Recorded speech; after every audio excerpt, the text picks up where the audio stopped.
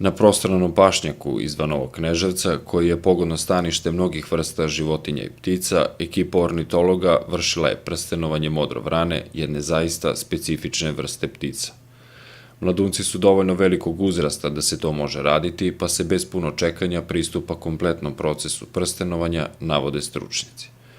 Po njihovim rečima, u proteklih 20 godina su na teritoriji Vojvodine veoma uspešno povećali populaciju ove vrste ptica, koja je bila na izumiranju, jer na našim pašnjacima nema dovoljno drva na kojima bi se one gnezdile, pa su formiranjem veštačkih duplji uspeli da spasu ovu vrstu od nestanka. Naša evropska modrovrana iz porodice modrovrana rodbina živi u tropskim krajevima i ona po boji perja podsjeća na te tropske njegove srodnike.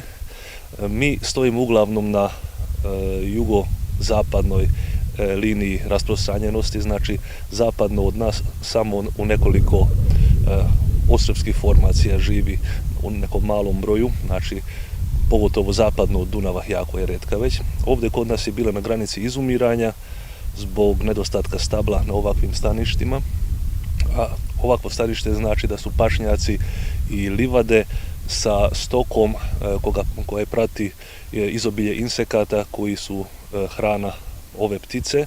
Uglavnom je insektojeda, ali pojede i sitne gmizavce, vodozemce, sitne sisare tipa miševa, voluharica, to im je prirodna hrana, i mekušce, puževe, najviše insekata. Počeli smo pre 20 godina da postavljamo veštačke duplje uz dozvolu elektrodistribucije da koristimo njihove bandere, pošto svaki jedan pašnjak, svaka livada ima svoj red, drvored bandera, i pošto su nam dozvolili, mi smo to počeli da postavljamo duplje i modrovrani su jako brzo počeli da prihvataju te duplje.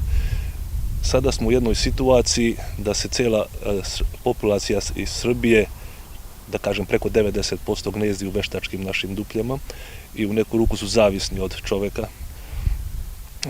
Planiramo da promenimo to na duge staze u smislu da na ovakvim staništima posadimo autohtona vrsta drveća, topole, vrbe koje mogu tu da opstanu i koji za kratko vreme porastu, kratko vreme 20-30 godina je u pitanju, i imaće duplje, znači sklone su da se stvara duplje, da se nastane detlići ili truljenjem grana da nastane duplja koja će biti pogodna za prirodno gnežđenje modrovrana.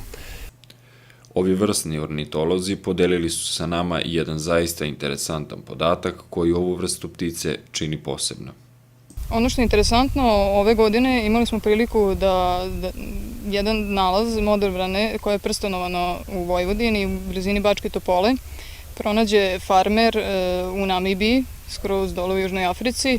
Ptica je bila iznemogla, delovala je povređeno i taj vlasnik tog ranča ili farme je pronašao, pružio je negu i pomoć, identifikovana je uz pomoć prstenova koje su na nju stavljeni i javljeno je našem centru u Beogradu gde se ona nalazi, u kakvom je stanju.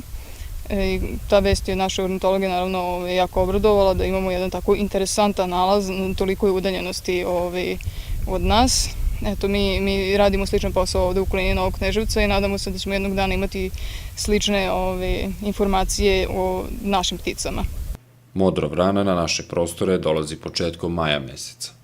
Vrlo brzo se adaptiraju na novo stanište gde odmah počinju svoje razmnožavanje. Interesantan podatak je da i mužjak i ženka leže na jajima, što dodatno doprinosi broju uspešno izleglih mladunaca, navode stručnjaci. Ova godina će za nijansu biti lošija kada je u pitanju prosečan broj novo izleglih mladunaca. Statistika govori da su ove godine imali po 4 mladunca u gnezdu, dok je prošla godina bila nešto bolja, s obzirom na to da su malo lošiji vremenski uslovi ove godine znatno uticali na proces razmnožavanja. Vodostaj Tise je u opadanju, što će se nastaviti i u narednim danima. Vodostaj na današnji dan iznosi 260 cm, dok je temperatura vode 22 stepena. Sutra nas očekuje uglavnom oblačno vreme. Minimalna dnevna temperatura iznosit će 14 stepeni, dok će maksimalna dnevna dostići 28 stepeni. Duvaće vetar jačine 7 km na čas, dok će pritisak biti oko normale. Intenzitet UV zračenja iznosit će 6 UV indeksa. Očekivane biometeorološke prilike izazvaće uobičajene tegobe kod većine hronično obolelih, pa se svima savetuje pridržavanje saveta lekara i uzimanje terapije. Moguće meteoropatske reakcije u vidu razdražljivosti i nesanice.